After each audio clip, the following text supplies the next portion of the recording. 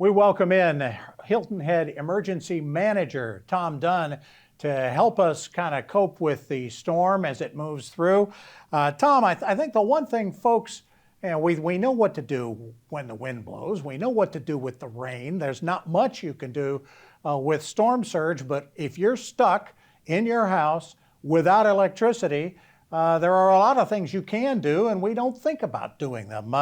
Let's talk about that. What do you do, first of all, with no power? What's the first thing you should be thinking about? How do I manage that? Well, it's just essentially like planning for anything else. You just want to plan for you and where you are at this moment in your life. So if you have kids, obviously you're going to want to have things for your kids to do. You don't, kids that are bored or can be a challenge itself. So a challenge within a challenge, but really focus on the things that you need. You're going to need flashlights. You're going to need some ability to prepare and maintain your food. And with power out, hopefully you have already charged all of the devices you're going to need to keep those kids happy, right? You're right. You read my mind there. So have your devices fully charged and ready to go. Consider some of the USB style battery packs that you can charge your devices on to maintain awareness, because if you have cell signal, you can still get information. Yeah, folks don't think about this. I don't think very much. I know I don't. Water and water storage. What's a good idea there? It's a good idea to have a gallon of water per person per day. Okay. That gives you plenty of water over the course, and I would plan for 3 days. That gives you a good supply of water to be able to drink. If you have the ability to use a grill, you have your grill outside. Once the weather's over, you can at least cook on that boiled water, whatever the case you need, whatever you may need there. So yeah, a gallon of water per person per day.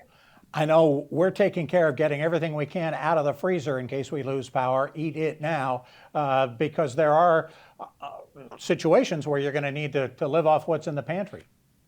Exactly right. And you make a good point there. It's important to, once the power goes out, don't open your refrigerator, don't open your freezer. It's cold enough to sustain your food for a while. So obviously the more you open it, the quicker that the temperature inside the refrigerator is going to drop.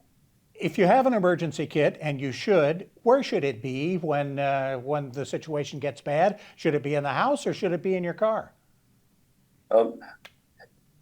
In your house, close to where your car is. So as you're walking out of the house to leave, and you need that kit, you can easily grab it. But somewhere easily accessible that, if you do lose power at 3 a.m, you've got a flashlight by your bed, you can easily get to your emergency kit and get to the things that you need.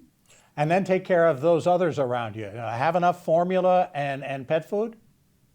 Absolutely, yes. Your kids and pets are very critical in your planning effort. And then, help your neighbor too as well. Yeah. A manual can opener sounds so simple, and yet if you don't have one, you can have a problem, right? Exactly right. Then it becomes a complicated operation to get your can open. Which documents are the most important? Really, it depends on where you are, again, and what stage of life you are and where you are. Obviously, you want to have your insurance papers handy, that information available. Those types of things, your license, cash, those critical pieces of information that you need to be able to recover if something does happen. In fact, while you still have power, not a bad idea to take a lot of pictures. Absolutely, it's a great idea to go ahead, if you can, video your entire house inside and out, still pictures. If you have items that are very expensive that are insured, you may want to make sure you have the model numbers and serial numbers on items like that, for sure.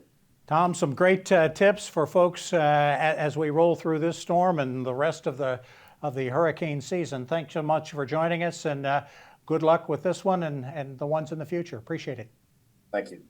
Tom Dunn, the Emergency Management Director of the island of Hilton Head. We'll be back with more of the WHHI Daily News right after this.